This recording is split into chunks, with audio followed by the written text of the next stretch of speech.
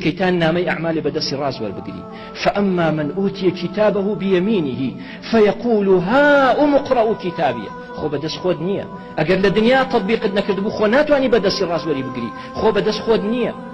أمر لمالا وتو نانا خويت بدسي راستي خوي بدسي چپي خوي كزوري لسر نيه بلان پیغمبر فرمي صلى الله عليه وسلم بدستي راز بيخون بچپ ميخون بچپ مخونوا بچپ مبخشن بچپ ورمگرن چونك الشيطان واكا توج لبر خواي گوره بدسي راستي خوي اگر چي 50 سال فيربوين بدسي راستي خو كره بخوا تازه فير ناب فير با زانانا فرمون حرام بدستي چپشت بخوي بدسي راز بيخو لدنيا بدس خوته بلان لقيامته بدس خود نيه او كسيك عقيدة كي تطبيقنا كرد بيتر دست يبستري دست الراس يبستري خواب من باريزي تر بچپور يقري ام چپا ايشكا ام راست ايجناكا بپشتي ودلكي فأما من أوتي كتابه بيمينه فيقول ها أمقرأ كتابي او كسيك بدست الراس وريقر الله ها بچن بيخرن نوا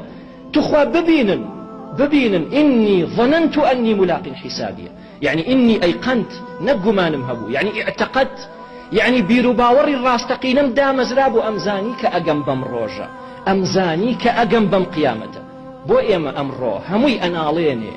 بدس دراوسي خراب بدس باوكي خراب بدس دايكي خراب بدس دا صلاة داري خراب بدس نازانم همو أوي كإيما ديبينينو قليمان ليان هيو خلقي قليان ليمان هيو همو مسألة أوي كابرا بيري قيامتي دماو كابرا لخوانا ترسي إني ظننت أني ملاق حسابي أمزاني تأكيد بم كأجيشتم بمروجة فهو في عيشة راضية خاجر فرمين لجيانك خوشاية في جنة عالية لبهشت برز قطوفها دانية لقي داركاني بيوزناكا تاك نعلو بردو داري تيبقري قطوفها دانية لبهشت أجر دزبري بولقيك خوي ديتنا ودست قطوفها دانية تو دس أبي نايل عزيت يشي أو ديت ناو دسته أو أخواء فرمي قطوفها دانية كلوا واشربوا بخونوا وهنيئا يا أخوة عافيتان به خواد فرمي بما أسلفتم إيوه هولتانا كرة إيوه خوتان لخوتان حرام كردبو كرة إيوه خوتان هلاك كر لدينتي أجيشتن كرة إيوه كاتي خوتان أقرد جوتان أقرد بما أسلفتم في الأيام الخالية أي أجر خواب من بارزي أجر دوهم كسبين وأما من أوتي كتابه بشماله أي أجر أو كسي بدستي شبي وريقرت أو كسيك بأيما على كون برست أو كسيك على أم دين بو أم ظروف زمان نابي أما الديني ناو مزقوتكان وهربو دروي مزقوتك جنابي أولا قيامة آوا وريقري فأما من أوتي كتابه بشماله فيقول يا ليتني لم أوت كتابيه بدسي چبور يقري عليه شالله هر ورم نقرتايا قرب سريبو من شالله هر ورم نقرتايا خوزقايا ام كتابا مور نقرتايا يا ليتها كانت القاضية خوزقا بمردمايا وهر زينون ابو مايتو هلك عني ما اغنى عني ماليا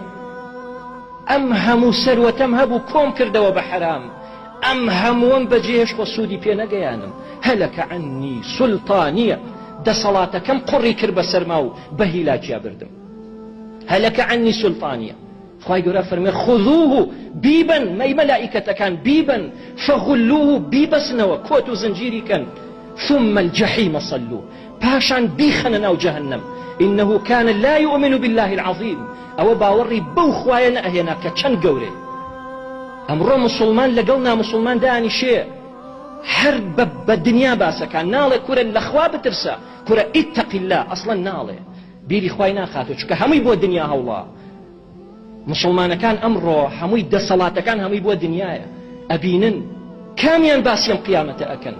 كاميان لكاتي مناقشة كان ببران بركيلا كورا لخوا بترسا اتق الله انه كان لا يؤمن بالله العظيم باوري بوخوا قورينا اهينا ولا يحض على طعام المسكين قال طيب هجارة كانك أصلا خواردني شنان فليس له اليوم هاهنا حميم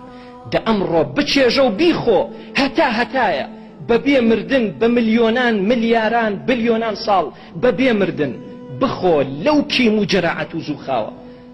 فليس له اليوم هاهنا حميم ولا طعام إلا من غسلين لا يأكله إلا الخاطئون ئەوەی گوناحبار و تاوانبار و بێباوەڕ و کەسێک نەبێت کە باوەڕی بە قیامەت نییە ئالەوە ناخوا و حاڵی ئاوانی خوابمان پارێزێ. داواکارم لە خوای گەورە و میهرەبان لەو عەقیدە و بیر و باوەڕ ڕاست و دروستە تێمان گەیەنێ و قیامەتمان سەلامەت کا و بەهەشتمان پێ ببەخشێ و لە دۆزەخ دوورمان کاتەوە. ئامین ئامین.